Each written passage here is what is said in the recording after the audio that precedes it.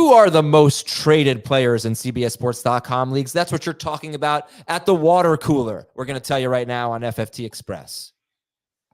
Oh, Dave, you ever been to a house that has a water cooler? I have a friend who has a water cooler. Yeah, there are people who have water coolers in their house. Yeah, Nando has one.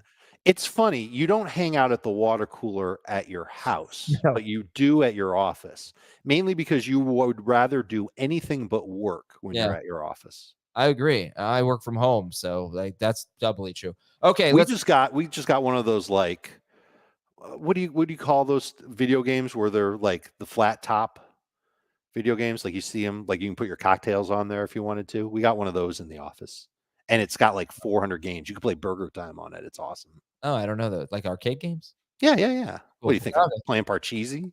No, I meant like video game, like, you know, PlayStation, not arcadey. But okay, all right. There's a name for that type of arcade setup. I got to look it up because it's bothering me now. Go ahead and talk for traded list.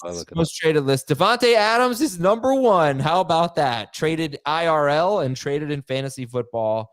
What is Davante Adams' trade value? It's high. I think that he's going to be a very popular asset in fantasy. I think he's going to be good. And I think the overwhelming majority of people think that he's going to be pretty good with the Jets too. He's being reunited with Aaron Rodgers.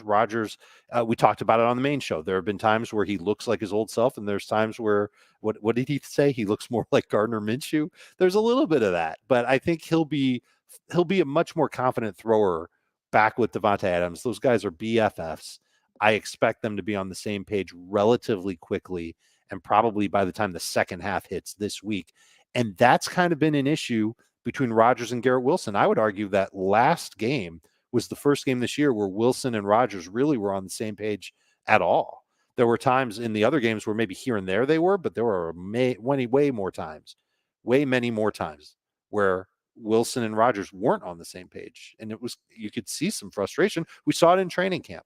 So I think Davante Adams, I think both those receivers for the Jets will get a lot of targets every week, minimum of 8. And they're both going to be good for fantasy. But Davante Adams should be considered a good asset once again. Tyreek Hill is number 2 on the most traded list. Would you rather have Tyreek Hill or Davante Adams? I have Hill one spot ahead of Davante Adams. They're actually worth the exact same thing. But if I had to pick one, it would be Tyreek, because his upside, once everything is right in Miami, is better than Davante Adams' upside in New York. Number 4, I'll skip Terry McLaurin at 3, and I'll go right to number 4 is Tony Pollard. And Tony Pollard has scored, I think, 15.8 or something like that or more in 4 or 5 games. Tajay Spears is week to week with a hamstring injury.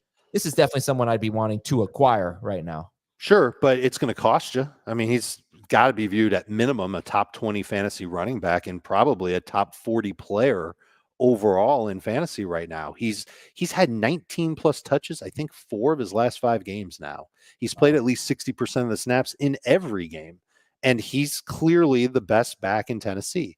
And this Titans offense isn't a fun offense at all, and it could get even worse with Mason Rudolph under center.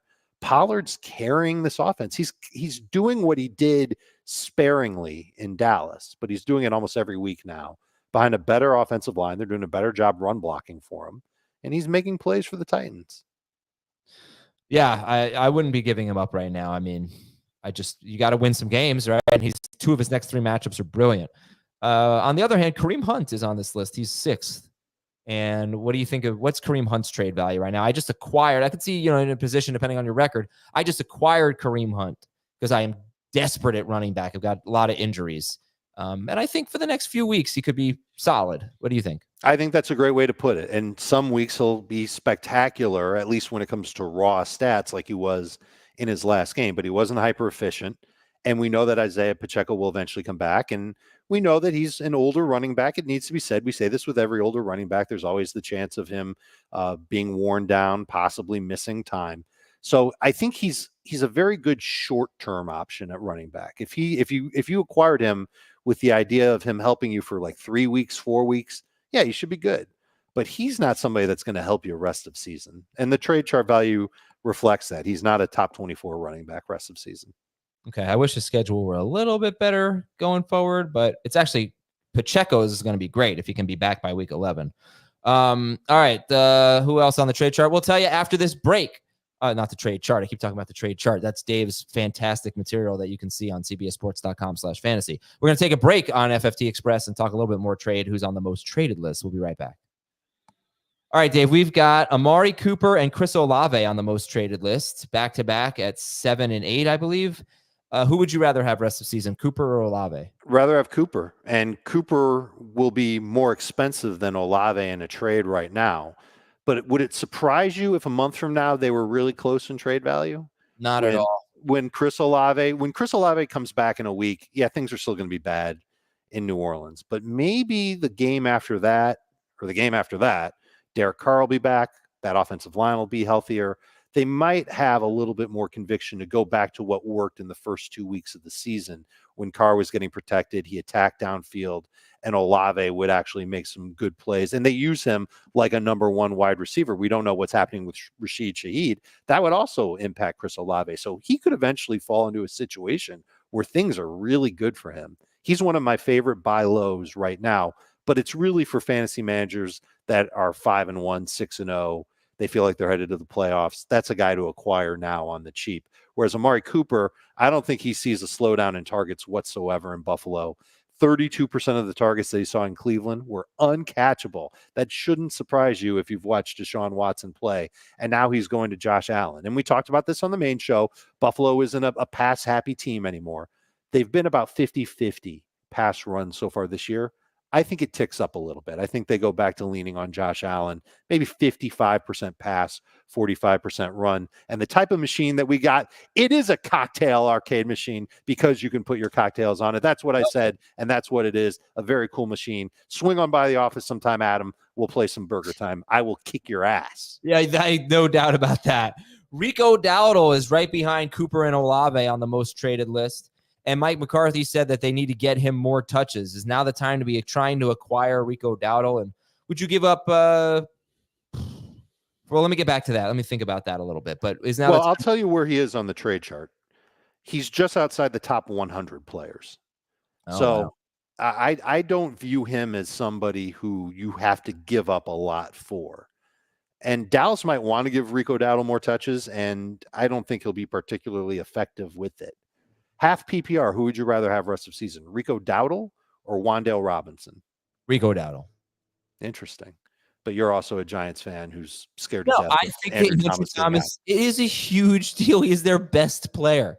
It's going to make their entire offensive line worse. They never give him help. He is an island left tackle. Now you're going to have to give help. It's going to change everything. And plus, I'm not saying it's not close, but I think I'd rather have Wan'Dale. It was actually kind of easy for me. I shouldn't say that. In half PPR, yeah, because the catches in full PPR, it's tougher. But Rico Dowdle, I think, has potential here. I mean, the game script was so bad in week 6, but the week before that, he rushed for 100 yards against Pittsburgh, So I think if they make him the focal point of the running game, he's got potential here, and he catches a few passes every game. I think I had him as a sleeper. I drafted him in several leagues. I think at the very least, you hold on to him, and it's going to pay off. He's going to outperform his draft value. Probably doesn't have huge upside, but he'll outperform his draft value. Okay. So for Adam, he's on the buy low list. He's on the hold list if I have Rico Dowdle. Okay, fair. But if you don't have Rico Dowdle, let's say that before you acquired Kareem Hunt, you were in the market for a running back that could just help you get through a few weeks. If you didn't get Hunt, would you go after Dowdle? Other than the fact that he's on a bye, yes. Okay. Would you give up whatever you gave? You never told us what you gave. Mayfield. Okay. Would you give up Baker Mayfield for Rico Dowdle? I gave up Joe Burrow. What? I gave up Joe Burrow for Hunt. What was it? Kareem Hunt and Dak Prescott. Okay. So would I give up Joe Burrow? That's reasonable. Both for Rico Dowdle and Dak Prescott? Would you do that? Because I also had Baker Mayfield in that league, so I felt like I'm confident enough in Baker. I might be less excited if that was the trade. Okay. But again, it's all relative, right? Like if you're a team that I had two of my 3 running backs are Zach Moss and Tajay Spears. So needed, and 3 and 3, I need Kareem Hunt. So Dowdle wouldn't have worked in that scenario because of the bye. But yes, I would rather have Rico Dowdle than Kareem Hunt. Put it that way. I would not. You got Pacheco coming back. This is not even going to be close in a month. We'll see. All right. All right. We're out of here, folks. For more trade talk, check out our full-length episode that we just recorded. For Dave Richard, I'm Adam Azer. We'll talk to you tomorrow on FFT Express.